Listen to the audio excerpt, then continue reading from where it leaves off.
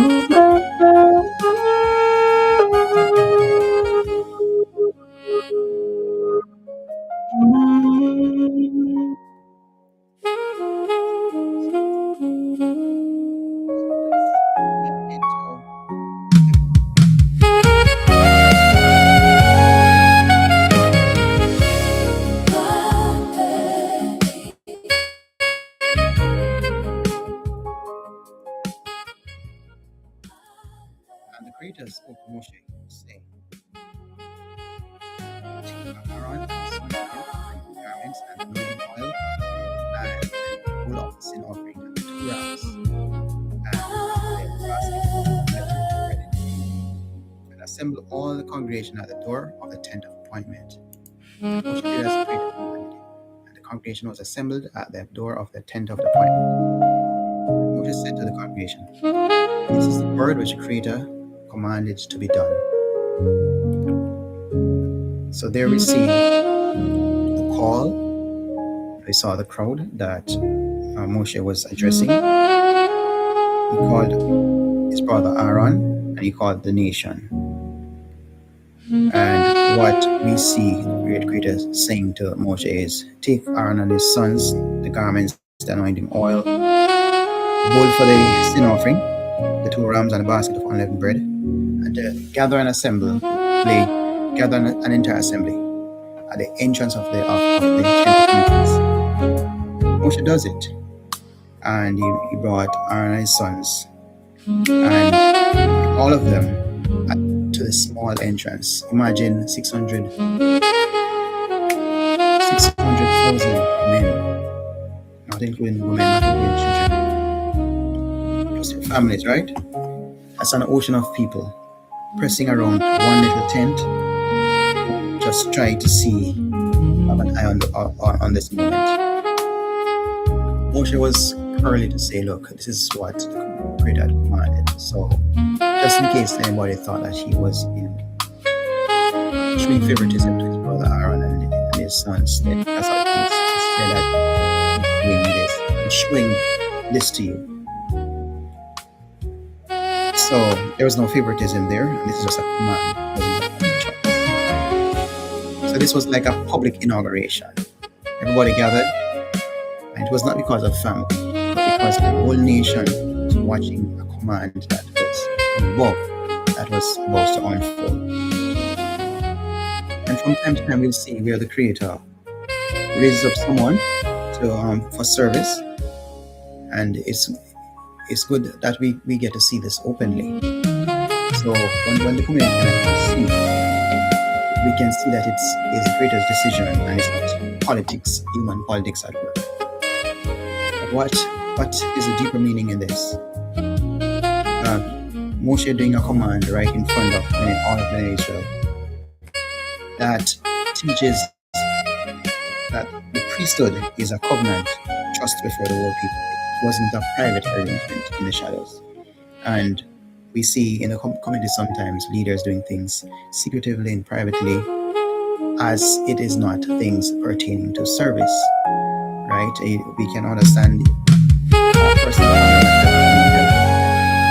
it comes to matters of service, and there's no need to be shady and secretive about that.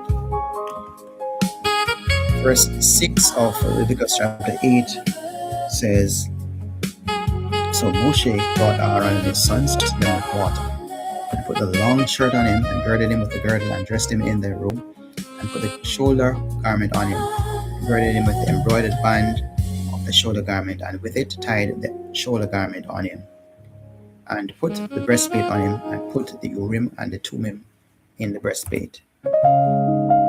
So we're seeing, it seems as if Moshe is playing a priestly role here at the inauguration of the priestly service. The big man, Moshe, he was washing other persons, the Aaronites, the Aaron and his family, Levites. He washed them and robed them. He himself did all of that. And so he brought them forward. I just imagine him acting like a priest to them, bathing them and preparing them. When you're getting into priesthood, you must be cleaned. You must be prepared. So you just jump up and do or assign yourself to. So remember the description in Shemot chapter 29, where the tunic, the sash, and the robe, and the ephod, breastplate, and inside the breastplate, and there's mention of the Urim. I hope you remember what the Urim was. It is that where the inscription or objects tied to the name of the Creator, and that was used to seek his decision.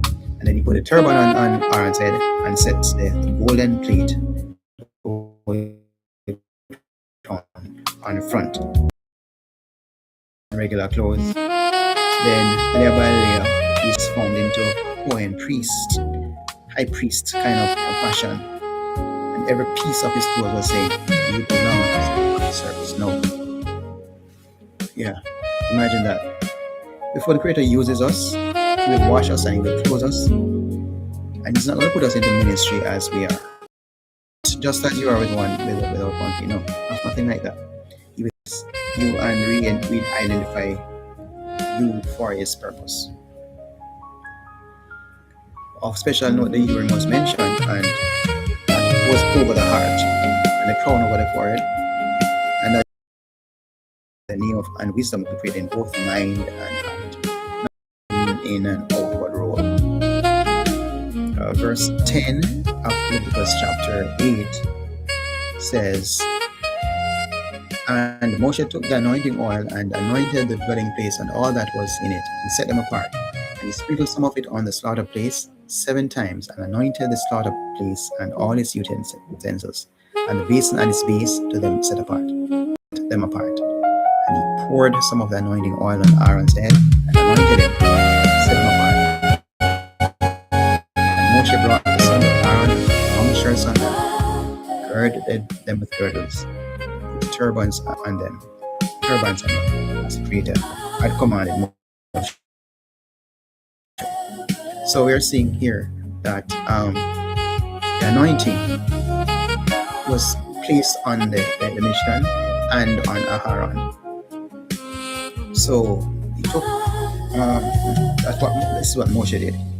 He takes the anointing oil and anoints the Mishkan, everything in it consecrated, and he sprinkled the altar 7 times. He didn't say specifically where on the altar, but just the altar in general. Anointed the altar, set apart, made them ready for service. Aaron's head, anointed them specifically tunics, sashes, and caps. So the oil on the Mishkan, the oil on Aharon, it's like the Creator saying, belongs to me. With our space and our implications and on us personally, so that everything aligns with His presence. The sevenfold sprinkling and the head anointing together reveal that holiness is not just an inner feeling; it is a physical environment and human life, both saturated with praise.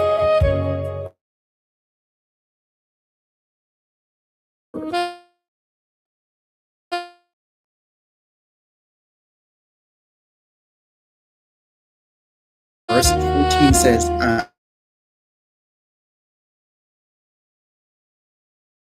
and he, that's not a piece.